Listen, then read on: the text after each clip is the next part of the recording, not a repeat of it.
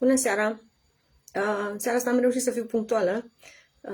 Nici netul și nici vremea nu mi-au mai pus bețe în roate astfel încât să întârzii sau să există sincope în a intra în online.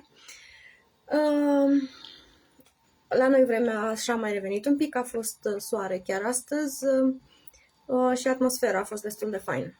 Așa că în seara asta revin cu dificultățile în relații, din cauza credinței că nu ești suficient de bun pentru nimeni. Ce sunt relațiile? Relațiile nu sunt doar cele de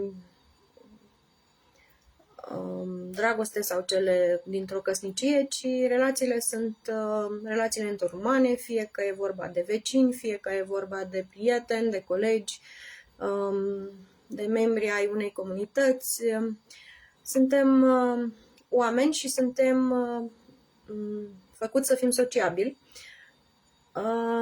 Relațiile pot încep de atunci de când ne naștem și se referă la relațiile familiare ale între mămică și bebeluș, părinte și bebeluș, și toată viața ne bazăm doar pe relații, pentru că avem nevoie de relații și de legăturile interumane, de la a supraviețui, așa cum se întâmplă atunci când suntem bebeluși și depindem de ceilalți pentru nevoile de bază, de la hrană, igienă și legătură afectivă, până mai târziu avem nevoie de legături pentru a prospera, pentru a ne dezvolta, pentru a învăța, pentru a ne stabili identitatea, pentru că învățăm să ne cunoaștem pe noi în raport cu ceilalți și prin ceilalți.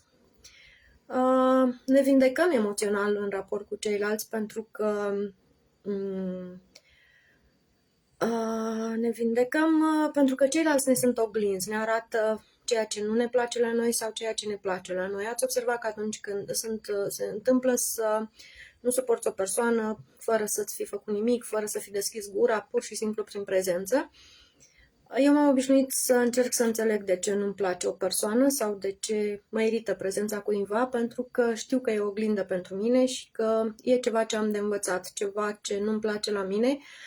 Dar e cam greu să ne uităm în oglindă și să vedem ce nu ne place atâta vreme cât nu relaționăm cu cineva. În relații vedem ce avem de, nu știu dacă aș zice de îmbunătățit la noi, dar nu știu dacă e vorba de îmbunătățit, ci e vorba de trăsăturile pe care le avem și învățăm să le folosim ca să ne ajute, ca să fie calitate.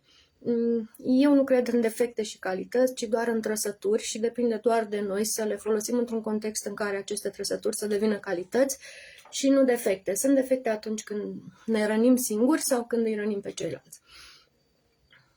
Felul în care relaționăm cu ceilalți este o poveste. În spatele fiecărei relații este o poveste, pentru că în relațiile de parteneriat fie, cum să zic, recreăm relațiile cu care am crescut, pe care le-am văzut în copilărie, fie oglindim anumite convingeri. Convingeri pe care le-am auzit, pe care le-am văzut în jur sau pe care pur și simplu le-am moștenit din familie. Convingeri cum ar fi că, nu știu, cred că am auzit cu toții convingeri de genul că toate femeile sunt într-un anume fel, toți bărbații vor doar un anumit lucru, toți pleacă până la urmă, mai bine resping eu decât să fiu respins, toți bărbații înșeală sau toate femeile înșeală. Sunt convingeri pe care le-am preluat de la ceilalți și din păcate viața ne-a dovedit că, pentru că credem în ele, viața ne dovedește că sunt adevărate. Vă spuneam eu de acel cerc vicios, că atunci când crezi un lucru, ai să vezi în jur doar acel lucru în care crezi, care îți întărește convingere care se manifestă iarăși și tot așa ne învârtim ca hamsterul în roată. Mai sunt, dacă vi s-a întâmplat să... La un moment dat am constatat, eram mai tânără, am constatat că relațiile au anumite etape inevitabile. Mai târziu am citit într-o carte, că, și nu doar într-una, ci în mai multe, că se întâmplă aceste etape în relații. Și dacă ne uităm la o relație de dragoste. Când eram tineri, orice relație începe cu acea îndrăgosteală. O să vedeți că și prieteniile încep cu acea îndrăgosteală, să zicem, sau în momentul în care îți place cineva și îți place totul la el. A doua etapă e cea în care începi să vezi defectele celuilalt și începi să te enervezi și începi să respingi și parcă orice te enervează. Cu cât gradul de îndrăgosteală de la început e mai mare, cu atât respingerea de după e la fel de mare.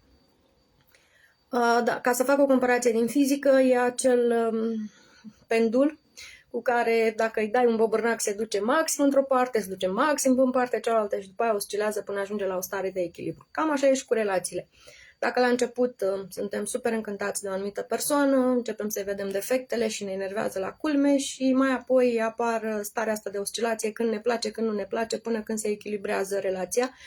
Când, hai să zicem că fiecare face compromisuri și ajunge să se echilibreze relația sau să se armonizeze.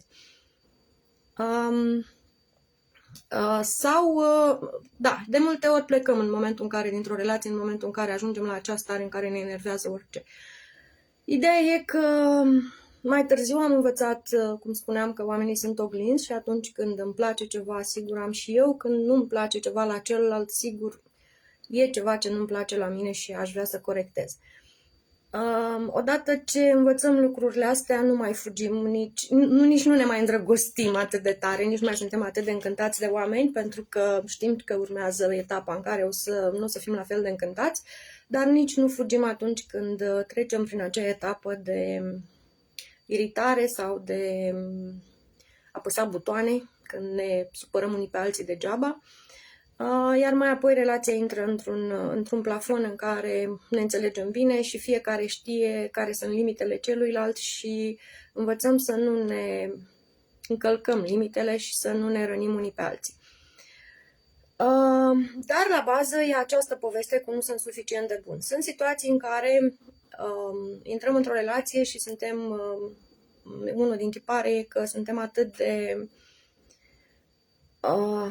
avem o părere atât de proastă despre noi și celălalt este atât de bun încât ne gândim că nu merităm să ni se întâmple acele lucruri și atunci ne scoatem ghearele și suntem foarte răutăcioși să vedem dacă celălalt ne suportă cu toate răutățile noastre, dacă într-adevăr, dar de fapt e un mijloc de apărare în care îți spui că mai bine pleacă acum decât mai târziu, deci dacă acum sunt extrem de antipatică și arăt toate părțile mele negative, celălalt o să le vadă și o să fugă. Dacă nu fuge, înseamnă că relația poate continua. E un mijloc de apărare pentru că în trecut am fost răniți, fie în adolescență, fie în copilărie, când cineva a plecat sau am fost respinși. Și când vorbesc de respingere, poate fi acel banal, nu am timp acum, sunt ocupat, vorbim mai târziu, pe care îl spunem ca părinți și care l-am auzit ca copii. E tot o formă de respingere, dar în mintea noastră de copii se creează faptul că nu suntem suficienți de buni. De ce nu are mama sau tata timp să vorbească cu noi? E că nu am fost cu minte, n-am fost bun, nu am făcut nu știu ce trebuia să fac sau cine știe ce alte scenarii. Dar esența este că nu sunt bun și nu merit.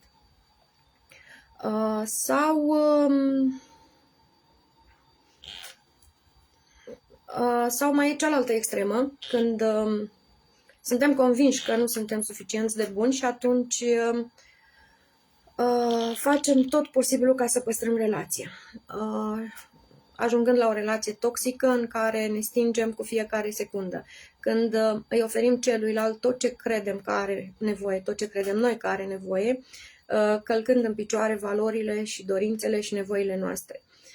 E o relație de atașament mai mult decât de bazată pe emoții și pe sentimente sincere, indiferent că e o relație de prietenie, o relație de căsătorie, chiar și în relațiile cu părinții sau cu vecini sau cu dorința de apartenență, de a face parte dintr-o familie, ne duce la această stare de a ne lăsa pe noi pentru a satisface nevoile celorlalți, de a fi de ajutor tot timpul, considerând că suntem valoroși doar atunci când ajutăm, suntem valoroși doar atunci când oferim ceva și dacă nu suntem valoroși, nu putem fi iubiți. Chiar am întâlnit la un moment dat pe cineva care spunea că nu se simte iubită decât atunci când face ceva pentru ceilalți. E o convingere care rănește persoana pe care o simte. Deci dacă eu simt că nu sunt suficient de bună așa cum sunt, ci e nevoie să fac ceva pentru ceilalți, pentru a fi apreciată și iubită, în spate există o convingere că nu sunt suficient de bun, o convingere că nu merit și asta duce la nemulțumire, asta duce la frica de a nu fi părăsiți, frica de a nu fi abandonați, iar aceste frici și temeri mai târziu duc la boală. Pentru că orice emoție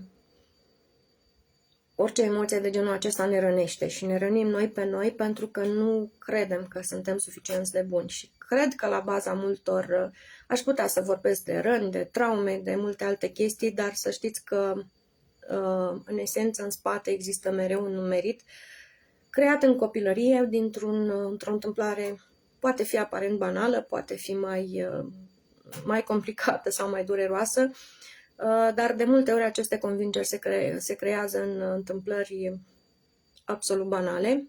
Mai știu pe cineva care povestea că a început să creadă că nu merită la vârstă mică, de 4-5 ani, când i-a fost refuzată o acadea. Deci,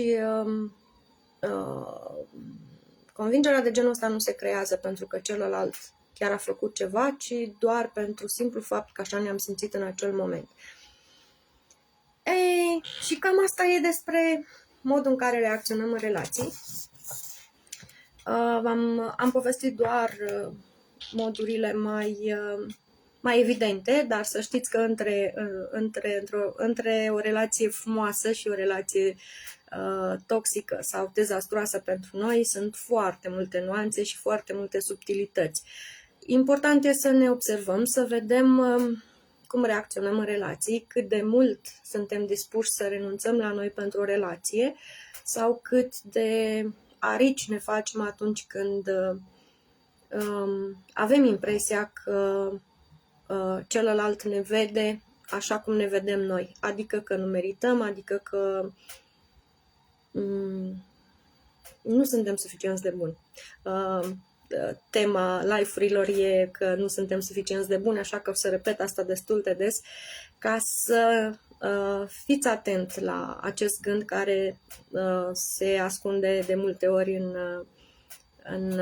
în subconștientul nostru și în gândurile noastre. Bineînțeles că am și niște întrebări de reflexie.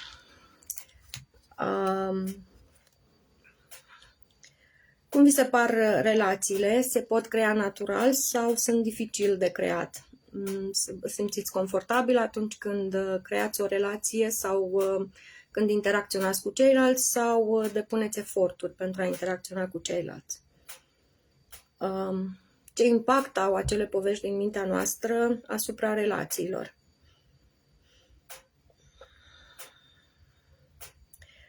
Care sunt relațiile din trecutul dumneavoastră? Și mă refer de la cele mai mici vârste până la această vârstă,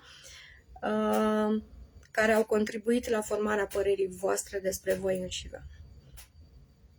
Ce ați învățat despre relațiile voastre, fie parentale, prietenești sau romantice. Și când spun la ce ați învățat despre dumneavoastră și nu despre ceilalți. Există niște tipare pe care le observați în diferite relații pe care le aveți. Așa cum spuneam, de multe ori repetăm tiparul pe care l-am văzut în copilărie, pe care l-am trăit în copilărie și îl repetăm în relațiile cu ceilalți până când reușim să observăm această poveste sau acest tipar și odată observat, o să-l puteți și schimba. Dar primul pas este să observăm care e tiparul, să observăm cum ne comportăm în aceste relații, plecând de la relația cu mama, cu tata, cu bunicii, cu cei care ne-au crescut și mergând în continuare până la relația pe care o avem în prezent, atât cu cel de lângă noi, cât și cu vecini, colegi, prieteni, membrii aceleși comunități. În seara asta live-ul este un pic mai scurt pentru că e o temă care mie îmi place și e o temă despre care îmi place să vorbesc și la care am fost foarte atentă de-a lungul timpului, așa că n-am mai avut nevoie de inspirație și, în concluzie, am terminat un pic mai repede. Vă mulțumesc pentru că ați fost aici, vă mulțumesc că vă uitați. Vă reamintesc că ne vedem și mâine seară, tot de la ora 18, dacă nu avem alte piedici, iar duminică seara am și o surpriză pentru cei ce vor fi prezenți. Mulțumesc, o seară frumoasă!